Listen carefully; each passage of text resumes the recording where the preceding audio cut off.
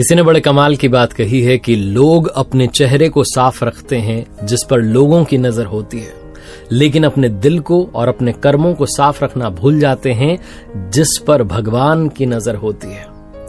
नमस्ते दोस्तों, मैं हूं आरजे कार्तिक। एक बड़ी छोटी सी कहानी सुनाता हूं। जिन्होंने कहानी लिखी है वो लिखते हैं कि एक दिन मेरे घर की डोरबेल बजी। मैं दौड़ा भागा दरवाजा खोलने के लिए, तो बाहर जाकर के देखा कि एक आकर्षक व्यक्तित्व वाले, बड़े अट्रैक्टिव से दिख रहे थे, एक व्यक्ति खड़े हुए थे। मैंने उनसे पूछा, हाँ जी भाई साहब बताइए क्या काम है। तो उन्होंने मुझसे कहा कि अच्छा, मतलब आज मैं खुद चल करके तेरे दरवाजे पर आया तो तू मुझे पहचानने से मना कर रहा है।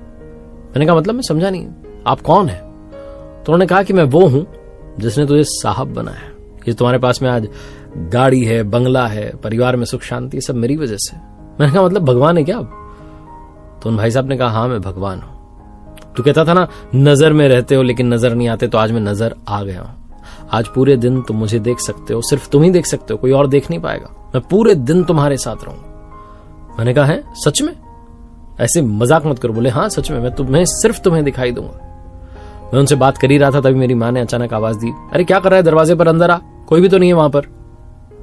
मैं घबरा गया, सहम गया कि क्या हुआ, माँ को दिखाई क्यों नहीं दे रहे। बिना देरी के अंदर आया। अंदर आकर मैं सोफे पर बैठा तो देखा पास में भाई साहब बैठे हुए थे। मैंने कहा तो सच में भगवान ही है। और तभी माँ चाय लेकर के आ गई। मैंने जैसे ही चाय की पहली चुस्की ली, मेरी आदत थी चिल्लाने की, मैंने कहा माँ ये कैसी चाय बना दी, इतनी चीनी है। और तभी मैंने देखा कि वो मुझे देख रहे हैं, मैं उनकी नजर में हूं। अचानक से मुझे लगा कि भगवान के सामने भगवान क्या सोचेंगे कि अपनी माँ को ऐसे तेज तेज आवाज में जो है बोलता है, इतना गुस्सा करता है माँ पर। मैंने फिर प्यार से माँ से कहा कि माँ ठीक है, अच्छी है, मैं पी लूंगा। उसके बाद चाय पी ली। उठ करके जाने लगा नहाने के लिए, तो वो पीछे पीछे आने लगा। मैंने कहा अरे यहाँ तो बख्श दो, मुझे तैयार होने दो। तैयार होके आया पूजा पाठ के लिए, तो वहां पर भी मेरे साथ थे, मुझे ही दिखाई दे रहे थे। मैंने बड़े मन से आराधना पूजा की। मैंने कहा आज तो भगवान जो है साथ ही है, ईमानदारी से पूजा की। उसके बाद बाहर निकला, कार में बैठा तो देखा पास वाली सीट पर भाई साहब बैठे हुए, वही भगवान जी। मैंने कहा आज तो कमाल ही हो रहा। थोड़े से हम आगे चले ही थे कि मुझे कॉल आया। मेरी तो आदत थी गाड़ी चलाते चलाते कॉल रिसीव करने की। कॉल रिसीव करने वाला था, मुझे लगा कि डांट देंगे कि क्या कर रहे हो। गाड़ी को मैंने साइड में रोका, नियम कायदे फॉलो किए, फिर बात की।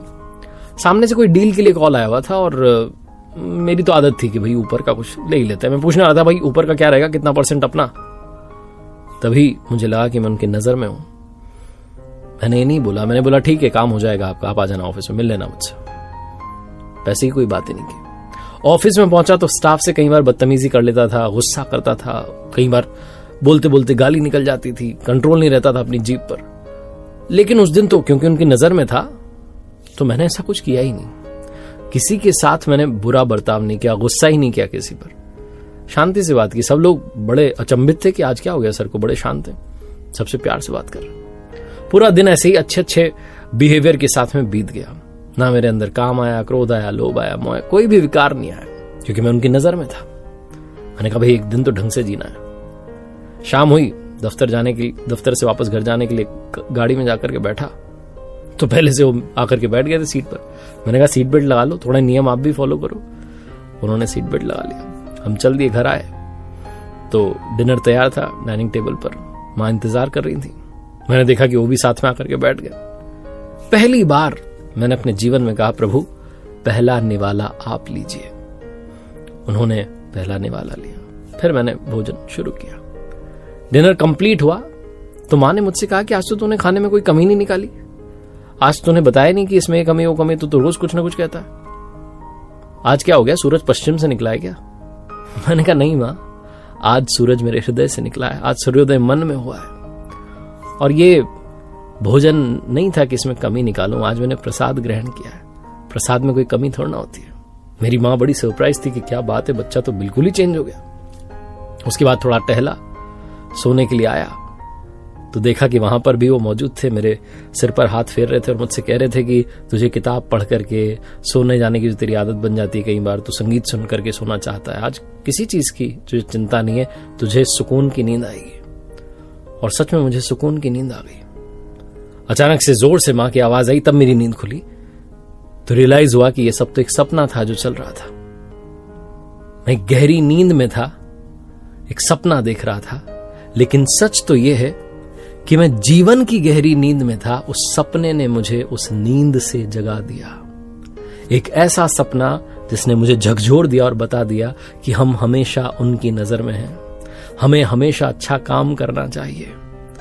सच में हम गहरी नींद में सो रहे होते हैं, विकारों से घिरे होते हैं, वो एक ऐसा सपना आ जाए ना जो आपको नींद से जगा दे, बस उसी की आवश्यकता है। और ये कहानी वही सपना है। याद रखिए, आप हमेशा उनकी नजर में हैं। ऊपर वाले के आशीर्वाद के साथ, अपनी मेहनत, अपनों के प्यार के साथ कर दिखाओ कुछ ऐसा कि दुनिया करना चाहे आपके जैसा। याद रखिए दोस्तों, मैंने अपनी वेबसाइट लॉन्च की है www.rjkarthik.in, जहां पर कुछ स्पेशल कोर्सेज आपका इंतजार कर रहे हैं। अगर आप अपनी पर्सनैलिटी को डेवलप करना चाहते हैं तो स्पेशल कोर्स है दी सक्सेस मास्टरी, दूसरा कोर्स है द आर्ट ऑफ बैलेंसिंग। अगर आप स्ट्रेस मैनेजमेंट सीखना चाहते हैं डेफिनेटली चेकआउट कीजिएगा, आपका इंतजार रहेगा।